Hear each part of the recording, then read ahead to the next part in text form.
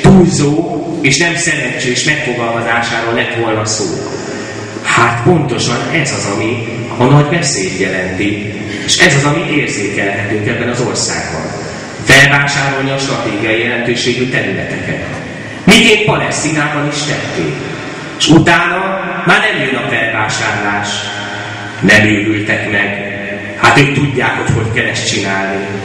Nem pazarolnak fölöslegesen pénzt, tőkét, a felvásárlásra sem egy idő után. Amikor a stratégiai területek megvannak, jönnek a buldózerek, a gettóba szorítás, a elszigetelés, hermetikus elzárás, gyógyszer se jusson be, járványveszély, oda se neki, humanitárius katasztrófa, oda se neki, a világ jó érzésű részének tiltakozása, oda se neki, bombázzuk le, fehér foszforral, vagy éppen kazettás bombával. Megcsináltuk mi ezt már, máskor is, mondják ők, 2 évvel ezelőtt. A világ jobb érzésű része akkor is tiltakozott. Igaz, nem olyan hevesen, mint most. Mert a világ egyre hevesebben tiltakozik, azért, mert Isten teremtményei vagyunk. És hiába az ördög minden ármánykodása, a lelkiismeretet, amelyet Isten belénk írt, a lélek hangját nem lehet mindenestül örökkön örökké elnyomni. Hosszú időn keresztül lehet. És sokan emiatt kárhozatra is kerülnek. Amikor Isten közösségét élhetnék át a színből színre látás birodalmában, Istentől elvetett, nyomorúságos, lelki akrobatikus ficamokként kénytelenek tengődni. Azért, amit kárhozatos bűnös mulasztásként ezen a földi téren és időben elkövettek. De ne rohanjunk ennyire előre. Egy azonban bizonyos, egy olyan állam, amelyik az Egyesült Nemzetek Szervezete alapokmányát, számos nemzetközi emberi jogi dokumentumot, az Egyesült Nemzetek Szervezete biztonsági tanácsának több mint 50, ha csak nem 60 már határozatát veszi semmire, rúgja fel. Egy ilyen államnak az országhódító nyilatkozata, megalapozva az ingatlan felvásárlásokkal, az offshore és tróman cégekkel, az egyáltalán nem népi belgákkal, britekkel, spanyolokkal és amerikaiakkal nem jelent nemzetbiztonsági kockázatot. Talán tudomásul kellene ezt vennünk.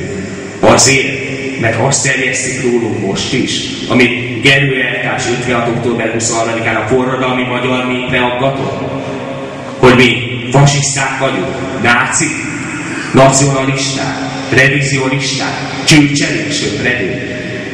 Talán azért kellene mindezt tudomásul vennünk, mert egy hamis szenvedés kultusz, mitológikus magasságokba emelve, valláspótlékként, gyakorlatilag Krisztus egyetlen egyszeri és tökéletes áldozata piedesztájára van már emelve. És ezelőtt hódol a római pápától kezdve az összes történelmi keresztény egyház papja. Félreértés ne essék, nem kívánom a katolikus híveket megsérteni. Szó nincsen erről, és hál' Istennek nagyon jó kapcsolatom van a római katolikus egyház lelkészeivel a saját szolgálati területen. De mégiscsak elképesztő, még ha magáról a római pápáról is van szó, hogy akkor, amikor egy muszlim főpap vagy egyházi előjáró szóvá teszi saját népe nyomorúságát, krisztusi szenvedést átélő nyomorúságát, akkor ő a vendéglátók miatt, azaz akik a szenvedést okozzák, úgymond erkölcsi felháborodással távozik. És utána, hogy egy kicsit kozmetikázva legyen az összkép, mert azért Palesztinában a palesztinok között vannak keresztények, ugye az iszlám intolerancia, hányszor halljuk ezt, és van is ennek némi valóság alapja, de mégis ott lehetséges a keresztény Krisztus követő életforma, és nem a zsidóságnál, Izraelben.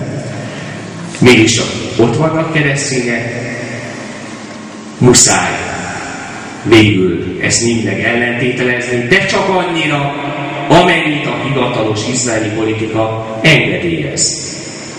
De, hogy ne söprögessek más felekezet házatáján, hanem elsősorban a sajátomén, kérem, engem a saját püspöki előjárom szólított el arra, hogy tartózkodjam megbotránkoztató megnyilvánulásoktól, meg Petőfi káromkodó szavait nem átallottam rendszeresen idézni különféle rendezvényeken a Simon-Pereszi országhódítás kapcsán.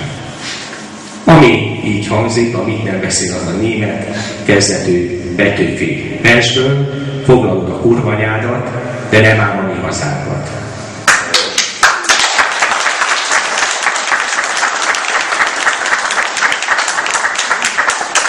Valóban megbotránkoztató Petőfi szóhasználata. De kérem szépen, mihez képes? Az országhódításhoz képes? Annak tényeihez képes? Azokhoz képes, akik az országhódítást végzik, és amilyen módszerrel végzik? Akik gazdasági konjunktúrára hivatkozhatnak, azért, mert egy szenvedés kultusz pénz, paripává és fegyverré tudnak átváltani, konvertálni. A szupertotalitárius rasszizmus csimborasszóját megvalósítva. Mert van nagyobb rasszizmus annál, mint amikor egy szenvedést magát kizárólagosan mindenki előtt hódolat tárgyává az együttérzés parancsóra történő munkálása alapján kicsikarunk. De más nép szenvedését éppen ebből következően, ahogyan ők mondják a holokauszt kapcsán, relativizálják. Tegyük hozzá, lelkészként azt kell mondanom, hogy ilyen nincs is. Ha én egy nép szenvedését látom, azzal egyetérzek. Hogyan relativizálhatnám én a másik nép szenvedését? Ha a saját magyar népem szenvedésére gondolok, amit a 19-es vöröskongi népbiztosi garnitúrájának döntő és zsidó népbiztosai okoztak, meg szintén a zsidó Rákosi Gerő Farkas Révai, Péter Gábor, az Andrássy 60 belőle mindenek 90%-a, akkor én relativizálnám a holokausztot. Nem éppen abszolutizálom azt. Hiszen ha egyetemes az emberség, mert Isten teremtett bennünket, és ő kíván erre ihletni, szeretettel, való